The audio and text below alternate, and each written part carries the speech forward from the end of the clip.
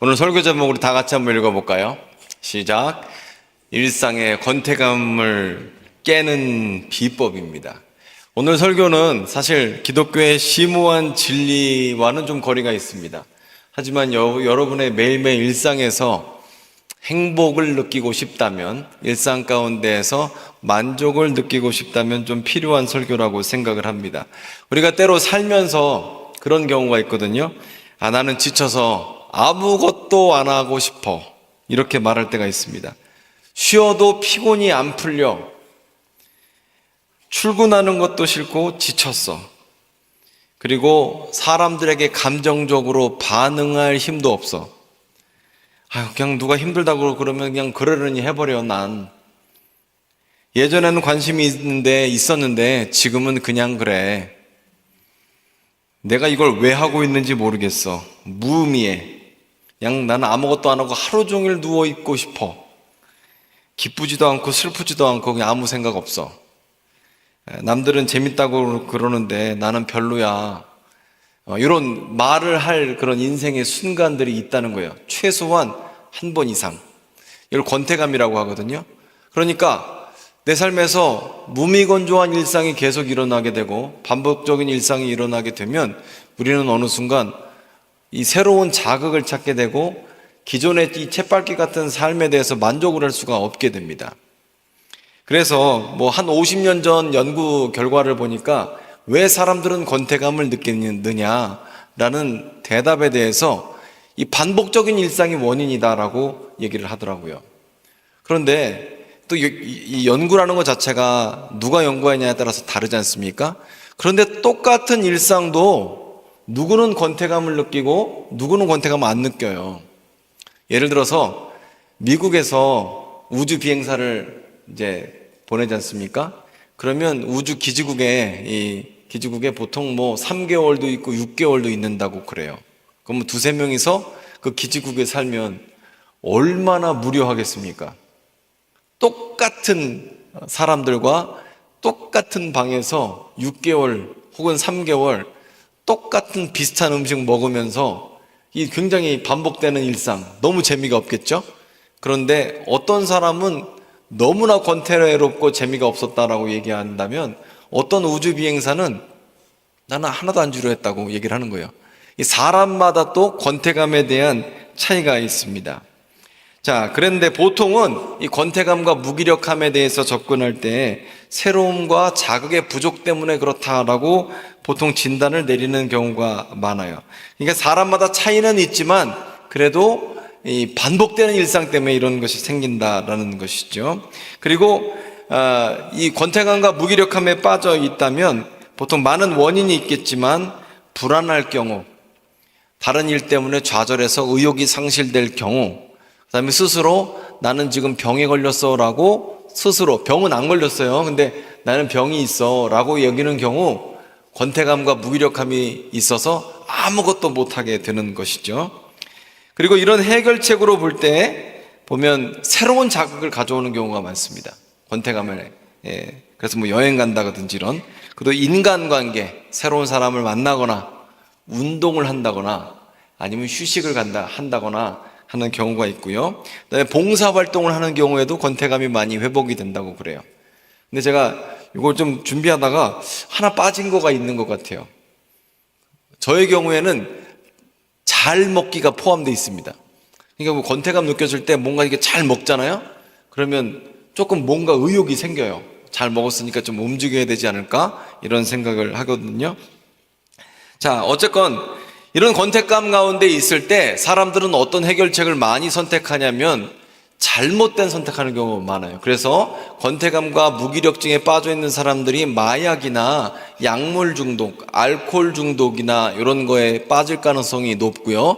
그게 아니라고 한다면 쇼핑 중독. 그래서 여러분이 하루 종일 뭔가를 고르고 계시는 거예요. 그리고 택배 아저씨가 가져오는 이 선물을 보면서 뜯을 때마다 막 도파민이 팡팡 터지는 거죠. 계속 사는 거예요, 뭔가를. 왜 이렇게 웃으시는지 모르겠지만 하여간 이걸 자꾸 사. 왜? 권태롭고 무기력할 때 뭔가 쇼핑을 통해서 새로운 자극을 얻기 원하는 것입니다.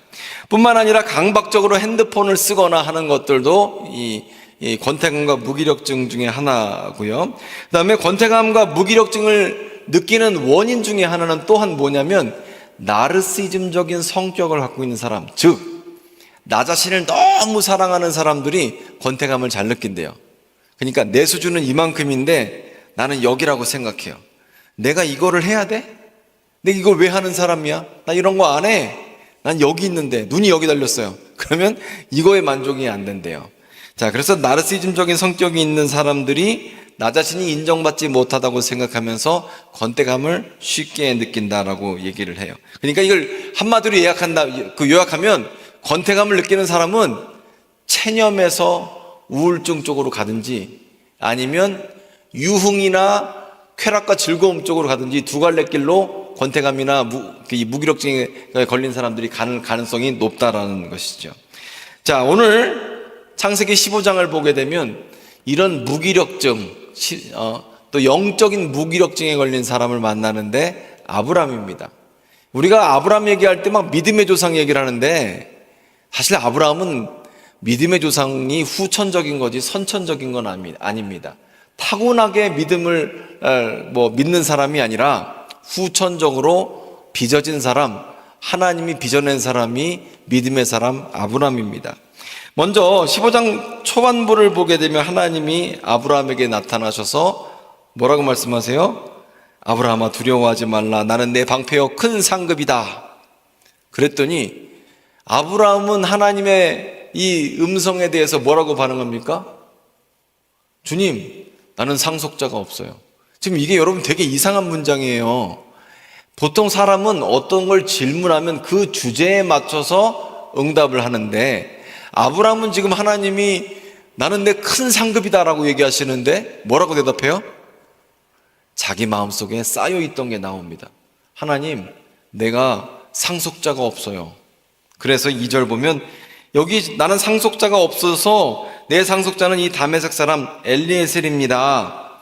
하나님께서 내게 씨를 주지 아니하셨으니 내 집에서 길린 자가 내 상속자가 될 것입니다. 이렇게 대답을 하죠. 그런데 여기 대해서 하나님은 어떻게 말씀하십니까? 4절에 여호와의 말씀이 그에게 임하여 이르시되 그 사람이 네 상속자가 아니라 내 몸에서 날 자가 내 상속자가 되리라. 이렇게 말씀하셨습니다. 자, 지금 하나님은요, 아브라함이 그 좌절한 그 부분에 대해서 지금도 상속자, 네 몸에서 태어나게 될 거야 라고 말씀을 하신 거죠.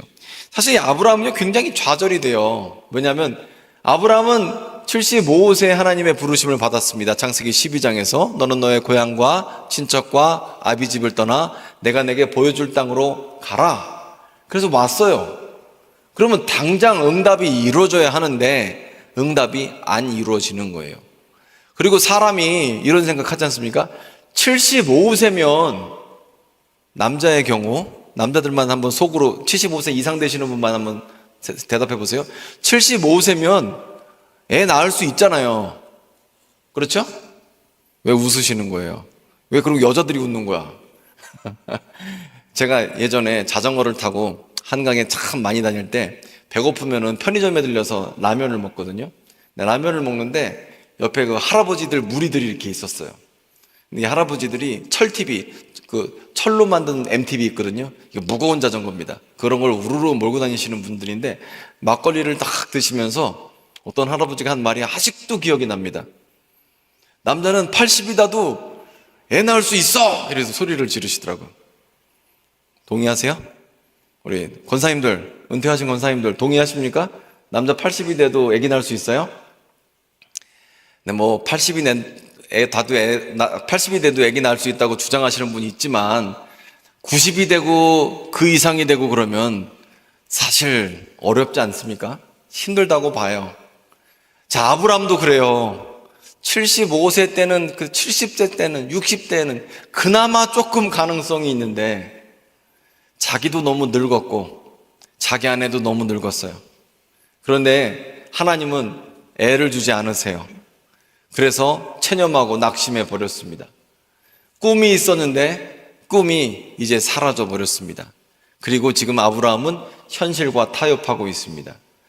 사실 이게 여러분과 저에게도 동일하게 적용이 되는 것 같아요. 우리가 예수를 믿고 나서 주님께서 우리에게 꿈을 주시고 비전을 주시고 새로운 마음을 주셨는데 기도응답이 당장 되면 괜찮습니다. 그런데 기도응답이 점점 멀어지는 것 같아요. 나는 이런 계획과 목표를 해서 열심히 살았는데 어느덧 보니까 그 꿈은 안 될 것 같아요. 그러니까 이제 점점 타협하고 낙심하게 되고, 그리고 그러다 보니까 아브라함처럼 하나님께서 내게 씨를 주지 않으셨으니 내 집에서 나고 길린 엘리에셀이 내 상속자가 될 것입니다 라고 얘기를 하는 거죠.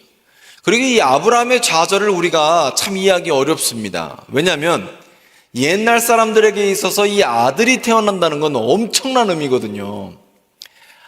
딸만 있는 집 보면 되게 불쌍하게 봤어요. 옛날에 제 친구는 5째인데 누나가 4명이에요 제 친구가. 그러니까 아들 낳으려고 애를 5을 낳은 거였어요. 옛날에 그래서 뭐 그런 이름 되게 많잖아요. 마지막 딸이다 뭐 해갖고 뭐 그런 이름 짓고 그러면서 아들 낳을 때까지 애기 낳지 않습니까? 아들 낳는 거 굉장히 중요했어요. 옛날 사람들에게 있어서. 근데 요즘에는 좀 아니죠. 요즘에는 좀 덜 해져서 아들만 있으면 조금 힘들어 보인다라고 얘기를 하는데, 근데 아들이든 딸이든 다 예쁘죠. 근데 어쨌건 옛날 사람들에게 있어서 아들은 굉장히 중요한데 아브라함은 아들이 없어요. 그 얘기는 아브라함에게 미래가 없다는 얘기와 동일한 얘기입니다. 자, 그래서 아브라함은 체념했고 낙심해 버렸습니다. 그리고 현실과 타협해 버렸습니다. 자, 사실 우리도 마찬가지예요. 빨리 응답 안 되면 좌절해 버리죠. 타협할 수밖에 없습니다. 그리고 현실과 타협한 사람들은 소망과 꿈을 잃어버렸기 때문에 권태감에 빠져요. 반복된 일상. 지금 이 생활이 바뀌어서 새로운 내 세상이 펼쳐질 줄 알고 열심히 뛰는데 이게 바뀌지가 않아요. 그러면 사람은 권태감에 빠지고 반복된 일상하면 하기 싫고, 그게 바로 무기력함이 되겠죠. 자, 그런데 하나님께서는 아브라함에게 어떤 묘책을 주시냐면 첫 번째로는 약속을 상기시켜 주십니다. 너 내가 아들 주겠다고 했지 언제 엘리에셀 주겠다고 했어? 이렇게 말씀하시는 거예요. 나는 포기하지 않았다 라고 말씀을 하셨고, 두 번째로는 하늘을 보여주셨죠. 자, 제가 몇 주 전에 영국 코미디언인 지미 카라는 분이 이렇게 코미디하는 걸 제가 들어봤습니다. 근데 참 재밌는 얘기를 해요. 이 지미 카라는 이 영국 코미디언이 이렇게 얘기합니다. 하나님은, 즉 신은 미래다 이렇게 얘기를 했어요. 뭔 소리지? 신은 미래다 이렇게 얘기를 해요. 이게 무슨 뜻이냐면, 이분은 교회 다니는 사람은 아닙니다. 그런데 신이 미래라는 뜻은 신을 믿는 사람은 오늘에 만족하는 사람이 아니라 오늘 힘들어도, 오늘 내가 여러 가지 어려움을 겪어도 이 일을 응답하실 하나님을 믿으면서 미래의 상급, 천국 상급, 미래의 상급 주실 것을 기대할, 나에게 상 주실 그분을 기대하면서 오늘을 사는 사람이 신을 믿는 사람이라는 거예요. 이 말 너무 재밌죠? 그러니까 코미디언이 이렇게 심오한 얘기를 할 줄 몰랐어요. 신을 믿는 사람은 오늘 행복하고 즐거운 사람이 아니라 오늘 조금 힘들어도 미래의 행복을 기대하면서 오늘을 희생하고 열심히 사는 사람이 신을 믿는 사람이고, 만약에 반대가 된다면 뭐예요? 반대가 된다면 카드빚 끌어다가 카드 긁어다가 오늘 해외여행 가는 사람은 반대겠죠? 오늘의 즐거움을 위해서 미래를 희생한다면 그 사람은 어떻게 보면 신을 믿는 사람은 아니겠죠? 제가 요즘에 뉴스를 보니까 그런 얘기를 하더라고요. 최근 5, 6년 사이에 어떻게 통계를 했는지를 모르겠는데 점쟁이하고 무당이 우리나라에 20만 명이 있었는데 80만 명이 됐답니다. 이게 무슨 소리예요 도대체?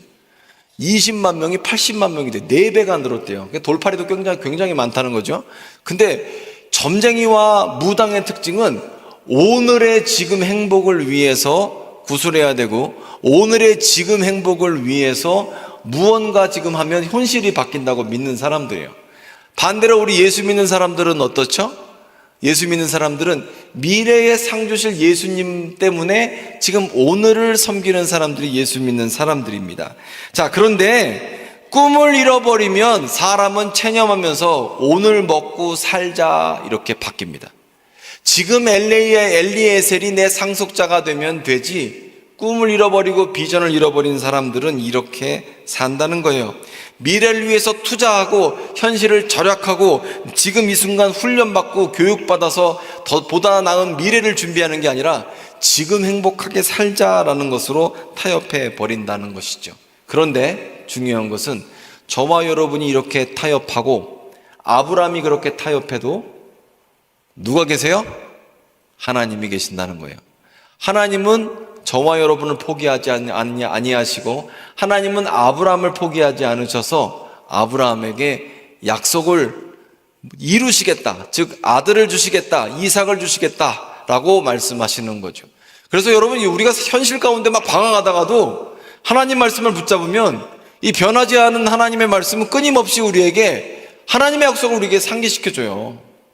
그래서 첫 번째로 이 권태감, 무기력함을 빠져나오는 방법은 기록된 하나님의 말씀이다라는 거예요. 그 말씀 가운데 여전히 우리를 향해서 꿈꾸시는 하나님을 발견할 수가 있는 겁니다. 우리가 때로는 낙심하고 현실과 타협할 때, 좌절될 때, 그럼에도 불구하고 하나님은 계획이 바뀌지가 않아요. 하나님의 계획은요, 엘리에셀이 아니거든요. 하나님의 계획은 누구예요? 이삭입니다. 아브라함 몸에서 날 아들이다라는 것이죠.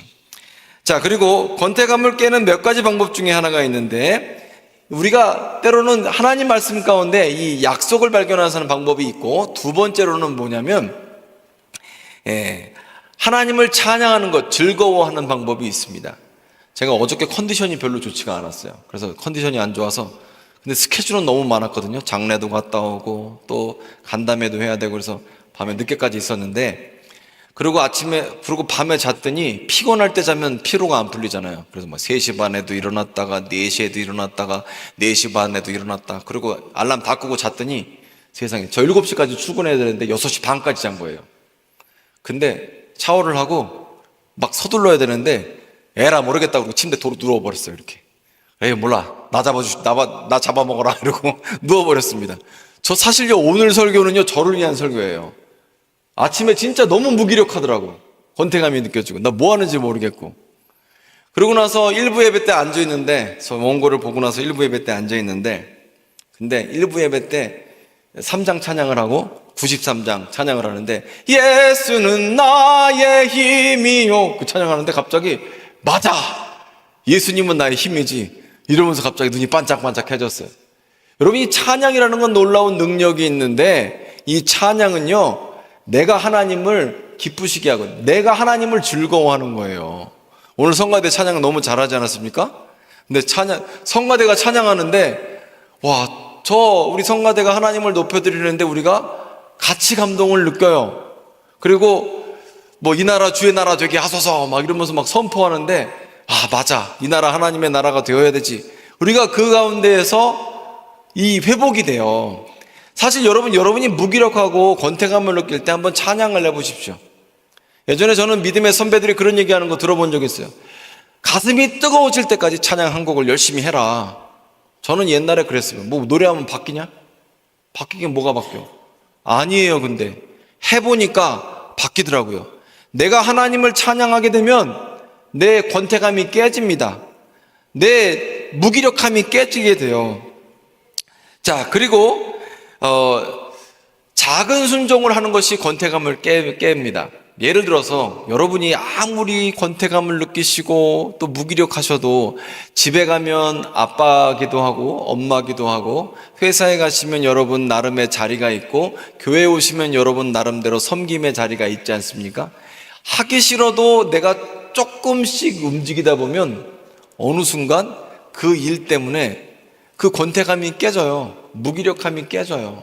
섬기다 보면 어느 순간에 맞아 이러면서 일단 무기력과 권태감에서 깨지게 되는 거죠. 2부 예배 때 제가 지난주에도 김혜숙 권사님 얘기했잖아요. 우리 김혜숙 권사님이 백혈병 수술하고 혈액암 수술하고 3년이 넘어가셨는데 지금 갑자기 수치가 확 올라갔어요. 지금 어떻게 될지는 모르겠어요. 근데 3부 예배 때 이 자리에서 봉헌위원 하시더라고. 그래서 제가 권사님 보고 그랬어요. 아니, 다른 사람은 몰라도 권사님은 권태감과 무기력함을, 적어도 무기력함은 느끼실 것 같은데, 그 병에도 불구하고 그 가운을 입고 봉헌위원 하시는 거 보니까 참 대단하시다. 사실 보면요, 우리 주위에서 보면 여러분 참 이게 권태감이나 무기력함은 상대적인데, 정말 병이 걸려서 권태감과 무기력함과 절망을 느껴야 될 사람들은 말씀 붙잡고 다시 올라오는 사람들이 있고, 아니 멀쩡한데도 그렇게 힘들다는 사람도 있어요. 이게 참 상대적인 거예요. 그런데 작은 순종, 내 삶에서 나에게 맡겨진 일들, 하나님께서 맡기신 일들을 조금씩 감당하다 보면 어느 순간 이 권태감도 깨져요. 자, 그리고 마지막으로 오늘 말씀 보게 되면 5절 보게 되면 하나님의 해결책은 뭐냐면 바라보라는 거예요. 바라보라. 하나님은 아브라함을 이끌어서 밖으로 나가서 별을 봐라 이렇게 말씀하세요. 바라보라는 거예요. 바라보라는 거. 보면 바뀝니까? 이렇게 생각하겠죠? 아니에요. 여러분이 무기력함 때문에, 권태감 때문에 침대에서 나오고 싶지도 않고 핸드폰만 이렇게 계속 만지고 있을 때 뭐 밖에 나가면 바뀌겠어? 밖에 나가서 산책하면 바뀌겠어? 아니에요. 바뀝니다. 특별히 바라보는 것을 하나님이 나에게 주신 약속을 다시 바라본다는 건 큰 의미가 있습니다. 내가 나 스스로 생각할 때 이게 바뀌겠는가? 아니에요. 하나님의 약속을 바라보고 주님께서 주실 것을 바라보면서 다시 도전할 때 아브라함에게 믿음이 주어지고 하나님은 그것을 아브라함의 의로 여기셨다는 것이죠. 자, 그리고 마지막입니다. 이 권태감과 무기력함을 여러분이 느끼고 계실 때, 아브라함처럼 약속이 멀어지고 소망이 멀어지고 현실과 타협하고 좌절이 될 때, 이때 또 어려운 게 뭐냐면 이 권태감과 무기력에 빠진 내 모습이 참 한심하거든요. 그럼 또 나를 공격해요. 아유, 너 참 한심하다. 너 왜 그러고 있니? 그러면서 나 자신을 또 스스로 공격하는 단계까지 갑니다. 이렇게 되면 우울증까지 가요, 같이. 아, 나 왜 이 모양 이 꼴이지? 너는 태어날 때부터 이렇게 태어났다 쪽으로 가게 되는 겁니다. 이 스스로 끊임없이 괴롭히는 거 굉장히 힘들어요. 내가 침대에 누워 있을지 모르지만, 몸은 편할지 모르겠지만 스스로 괴롭히기 시작하면 너무너무 괴롭습니다. 이건 누구도 몰라요. 그리고 계속 내 마음을 스스로 들볶고 있으면 정말 이것만큼 절망한 사람이 괴로운 이유가 그거거든요. 희망이 없을 때 그래서 괴롭거든요. 이 혼자 못 나옵니다. 혼자 못 나와요. 하지만 정말 이런 상황 가운데서도 끊임없이 성령 하나님께서 저와 여러분을 권고한다는 사실을 꼭 기억하셔야 됩니다. 아브라함은 철저한 절망 가운데 있는데 아브라함이 하나님한테 찾아가요? 아니잖아요. 오늘 말씀 잘 보세요. 아브라함이 하나님한테 먼저 기도합니까? 아니에요. 하나님이 아브라함에게 먼저 환상을 보여주세요. 아브라함은 여기에 대해서 항변을 합니다. 나는 자식이 없어서 이 모양입니다. 내가 자식이 있었으면 안 그랬어요. 자식이 없으니까 내가 엘리에셀 내 상속자로 삼아야 되는 형편 아닙니까? 그런데 하나님은 아니다. 내 몸에서 날 씨가 너의 상속자가 될 것이다. 하늘을 바라보라. 저 별처럼 너의 자손이 많아지게 될 것이다.